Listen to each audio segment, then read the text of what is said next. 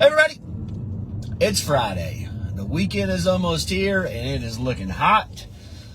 Oh, I got some windshield time now. Headed in to do a final walkthrough and then headed to a closing right after that with that buyer. And I've had, again, one of the things I've had on the video list to do for a while. I think I've done this video a handful of times. I try to do it every so many months as really the market kind of changes and shifts and everything. And it's been pretty cool to look back at the real estate market from when I first started to what it was until today, right? All the ups, downs, craziness, closing costs, no closing costs, 30 offers, 50,000 over asking. It's just wild, right? To see an industry that, you know, there's so many factors that in the world goes on, including politics, that make it good, bad, ugly, and everything in between. But one of the things I see all the time is people questioning, and I get this question a lot, and I'm always happy to answer it, is, you know, Stephen, what do you think? Should I buy or rent right now? And ultimately, this is probably from the majority of the people that are asking me this is people that do not own a home. A lot of times the people are asking me that do own a home, you know, hey, Stephen, you know, should I sell and buy?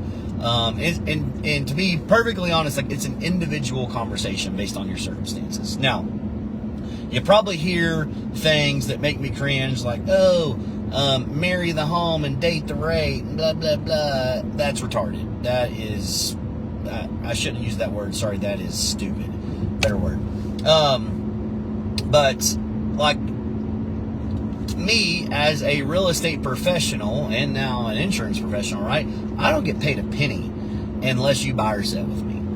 However, I am 100% in this to help people. I really enjoy it. I've come to find out, really, I guess more so like self-reflection of the last 2 or 3 years, like, holy crap, like, and I knew I didn't really care about real estate in general. I don't care about insurance in general, but what I do is I really enjoy making complicated industries that everybody has to do, right? Everybody usually is probably going to buy or sell a home. Everybody's going to need insurance, and breaking it down, and because there's so much shady stuff in this industry, taking those industries, breaking it down, and explaining things in ways that people can understand it, exposing the shady stuff and the sales tactics and stuff, so people don't get screwed. I enjoy knowing that I'm general help, whether they use me in any of those fields or not, but hopefully they have watched the video, right? And they've ran into a situation where, like, oh my gosh, I remember, you know, Stephen said this video, I'm not going to do that, right? Prevent themselves from getting screwed, because people in these industries will screw you very quickly, and they have no heart or morals, and they don't feel bad about it.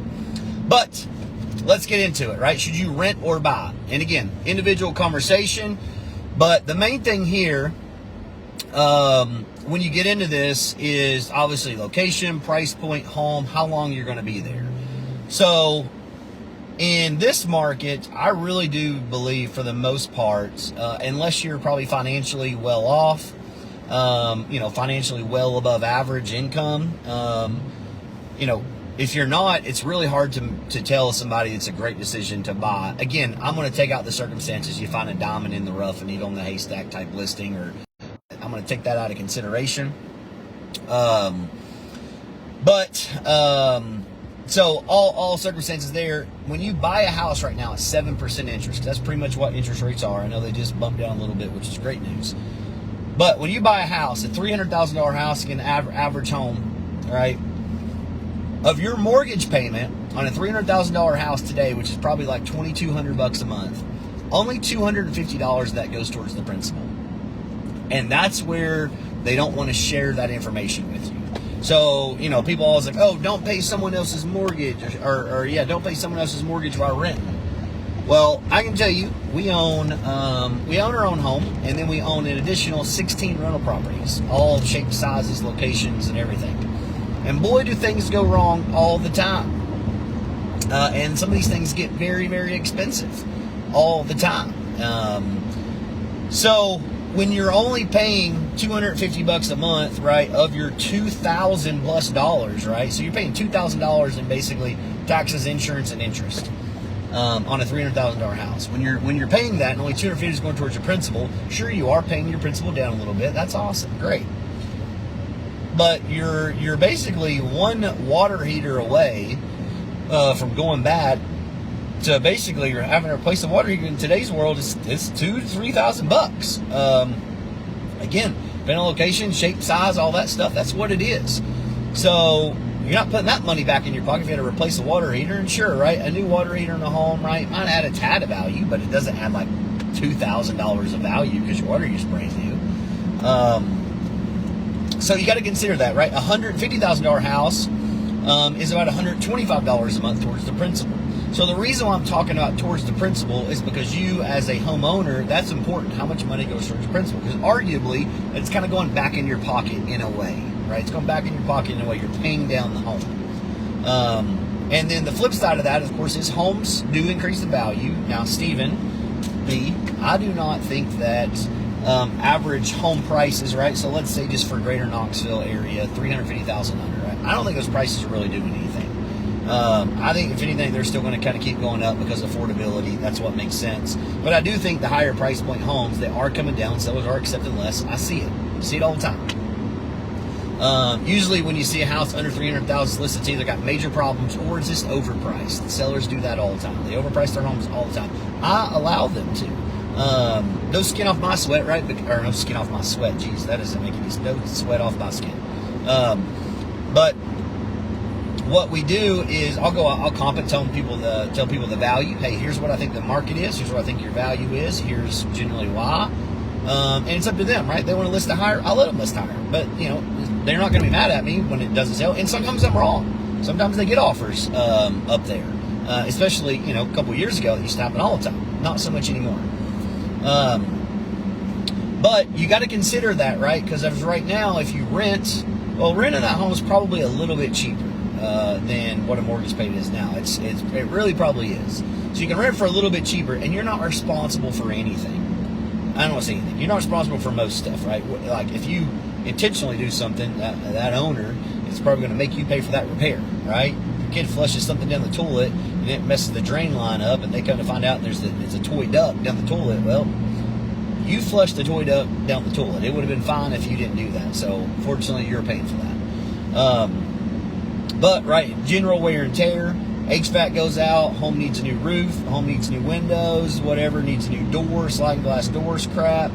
I, as a landlord, am responsible for that. So that's where you kind of get into, right, weighing your pros and cons.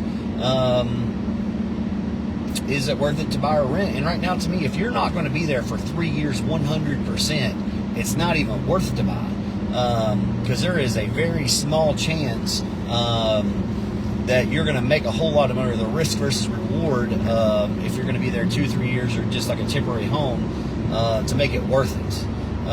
So this is my opinion. I think you got to have this individual conversation there. But I think anybody that just says, no, everybody should buy, and date the rate, and marry the home, don't pay someone else's mortgage. Here's the thing, right? That's probably a real estate agent or a mortgage person, and they don't make money unless you buy. We have thankful for a lot of great clients, and we've helped buy and sell and still have a tremendous amount of clients come to us and all the referrals, and thank you guys so much. Love it. We will continue to help these people, but this is what I would say is, right, I'm not just looking to make money. I don't set goals. I have no goals. And I really don't. I don't have a number of homes I want to sell. I don't have a commission I want to make. I don't have a sales price. I don't have any of that, right? I really enjoy helping people. Just so happens you make money from it. And that's the thing is, right, I'm not going to put my bank account, unlike most, let's be honest, most people in sales, right? I'm not going to put my bank account before someone else's needs, because ultimately, like, I want them to be in a great situation. So if I need to tell them, hey, I don't recommend you buying right now, I'd recommend you renting. Hopefully, they're going to take my honest advice and then come back to me in a year. And in the meantime, when they're having lunch with some of their friends and cousins are like, oh, we want to move back to Tennessee. And they're like, well, great, here's my agent who is awesome, and told me not to buy right now because the market's so, it's so weird. You should use him, right? That's my goal. That's what I want to do is help people in a way. So again, they refer people. And that's all it is helping people truthful. So the results of that is is the referrals and the growth of the business. But as always, you have a question on this, you're in a weird situation, buy, sell, rent, whatever, I'm happy to chat. To me, a lot of this is just a numbers play. You got to put pen to paper, see what makes sense. But again, there's so many variables in this to where you can't just go in and say, yes, you need to buy, yes, no, you need to rent. All that there's a lot of variables. So questions, holler anytime.